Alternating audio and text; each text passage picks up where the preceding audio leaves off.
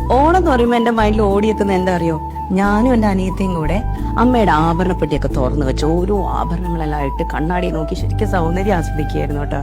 ഇപ്രാവശ്യം ഓണത്തിന് ഞാൻ എന്റെ ഒരു ബ്രൈഡിന് ഞാൻ ഭീമയുടെ ഒരു മാല വെച്ചിട്ട് സ്റ്റൈൽ ചെയ്തിട്ടുണ്ടായിരുന്നു. എന്തൊരു ഭംഗിയാ അറിയോ മാലയുടെ ഡിസൈൻ കാണാൻ. പീകോക്ക് ഡിസൈനില് കുന്തൻ സെറ്റിങ്സോട് കൂടി പ്രഷ്യസ് സ്റ്റോൺസ് എല്ലാം വെച്ചിട്ട് ഒരുക്കണ സമയത്ത് അന്നത്തെ ഓണക്കാലവും ശരിക്കും അന്ന് ഞാൻ കണ്ണാടിയുടെ മുമ്പില് അമ്മയുടെ മാലയൊക്കെ ഇട്ട് ഒരുങ്ങിയ ഒരു സന്തോഷമാണ് എനിക്ക് ആ മാല കുട്ടിക്ക് ഇട്ടപ്പോ എന്റെ മൈൻഡിൽ ഓടിയെത്തിയത്.